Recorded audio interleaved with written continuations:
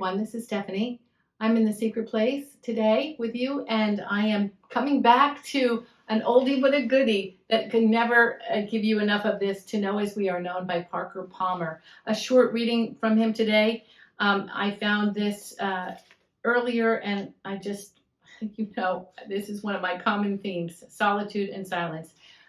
Palmer says this: the ultimate lesson silence has to teach us is that God and the world have not absented themselves from us. We have absented ourselves from them. We have hidden ourselves behind the barriers of impersonal knowledge because we do not want to be found out.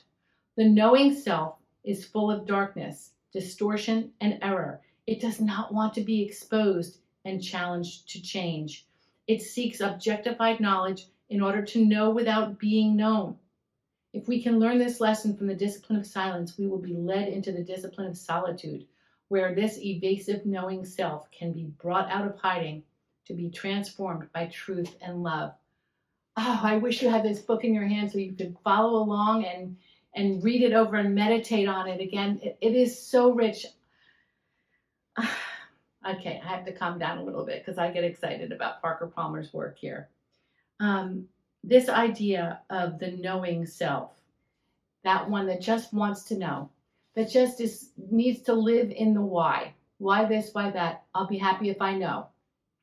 But doesn't want one to know them or doesn't want to be known. See, this is called objectified knowledge. And what Palmer says is that, it resists the challenge to change. It seeks objectified knowledge in order to know without being known. See, this is what I think the problem with using AI, all the different AI programs, ChatGPT, or all of the algorithmic artificial intelligent companions and all of this stuff. Using these tools in our social interactions, I think, is problematic because it does exactly what Palmer is talking about. It distorts and it feeds the knowing self, and it feeds error. It does not want to be exposed. It does not want to be challenged to change. It seeks objectified knowledge in order to know without being known. I watched this. I did watch a short film last summer. I don't think I ever mentioned it here. It's called Rachel's Don't Run. It was a magazine article about it in the August edition of last year's New Yorker, 2023 New Yorker. And it was a review of the film, and the film was up for some awards. It was all about AI companions and this customer named Isaac who had paid for an AI companion named Rachel. And every night or every few nights he would call in. It was part of his subscription, and he would just talk to his AI companion. And he would just go on and on. He would talk about how his mother's sick and he's feeling bad about it. He would talk about his exercise routine and how much better he's getting, and how his 4-minute mile or what he would. And of course, the AI companion with this lovely AI voice would respond, "Oh, that's great, Isaac. Wonderful. Well, tell me more." And this man was very content with this AI companion. But the problem happened here is that the customer service rep who was on every night to manage and make sure that nothing was going awry with all these subscription services, her name was Leah. And she would cue into different conversations with different clients to make sure everything was copacetic. And whenever she would cue into this Isaac-Leah conversation, she found Isaac interesting and his voice interesting, and she'd go there more and she'd listen. One night, she just felt so lonely, and she just decided, you know what, I know exactly what Rachel sounds like. I know what she talks about. I know Isaac. I'm going to sub out this AI companion for myself, and I'm going to have a conversation with this guy. Well, Isaac didn't like that. When she started saying, "Yeah, my mom's sick too. It's so hard to deal with a sick parent. And when she started saying, "You run? I run too." He said, "Oh, really? What's your time?"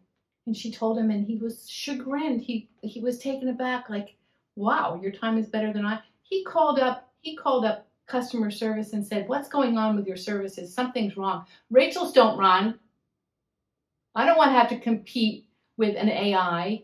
I don't want to have to show compassion and comfort to an AI about her mother. What's going on? Well, I won't go on to the whole story. If you're interested, look up in the archives, 2023, August, The New Yorker, or online. You just let Rachel's don't run. What Isaac was the perfect example of what Parker Palmer is talking about. Don't want to reveal himself, don't want to be open, doesn't want to be challenged to change, just wants to hear his own voice and just push out the toxins, push out the pent up feelings, just have an ear. It doesn't matter if it's a human ear, have an ear to someone to hear that. Didn't want to deal with a real relationship. That's the problem, by the way. People are freaking out about AI and ChatGPT and where we are right now, which we've talked about before in this forum. Don't get all crazy about that. The development of AI has been going on literally for almost 100 years, and a lot of the promises have never come true. Now, yeah, it's a very fancy tool, but just remember that it's a tool. It's a tool and it's a machine, and you're smarter than the tool and smarter than the machine. We're in the midst of such a huge transition. We're in another one of those periods, like in the print age, when the when the printing press was developed. I mean, everything started to transition and change. We're in one of those periods of real shifting change now. I heard it referred to as Gen T, not Gen Z, but generation transition. We're all a part of that transition. But anyway, enough about that. Just all to say is, like, that's where we're headed. If we don't stop, open ourselves up, challenge ourselves to be open, challenge ourselves to listen and be curious to that one who doesn't think the same way we do, doesn't believe the same way we do, then we're going to get, we are social creatures. I mean, going back as far as Aristotle talked about that word, the social animal. We must be with other people.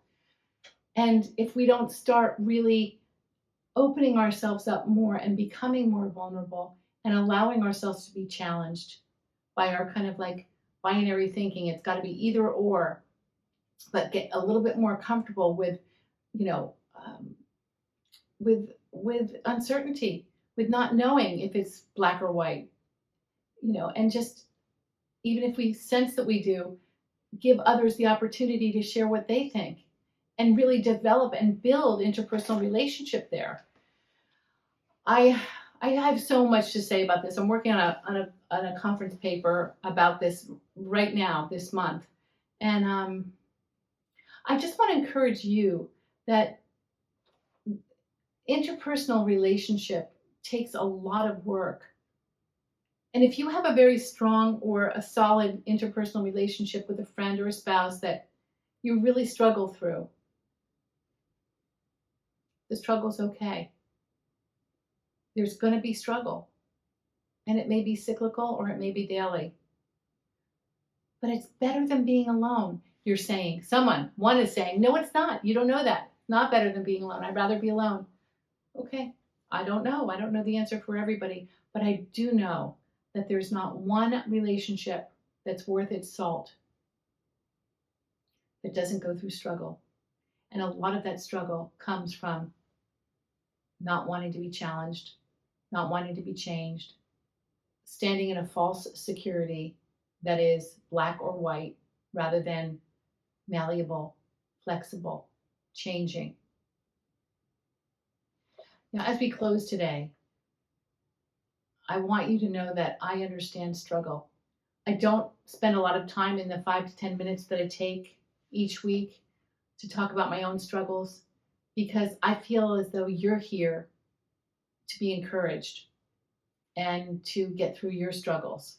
So I don't want to take a whole lot of time to talk about mine.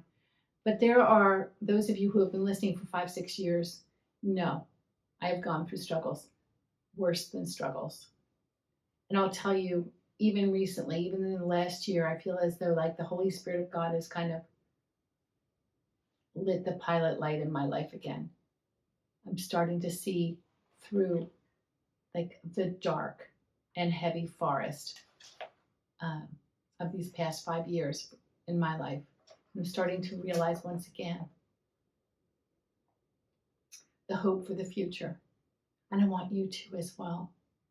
Where there is breath, there is life. And then beyond that, there is life with God in eternity. There is hope, my friend.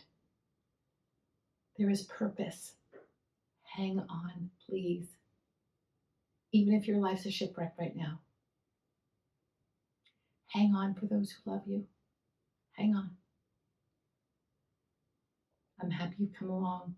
I hope you leave a comment or a question. And until next time, this is Stephanie in the Secret Place.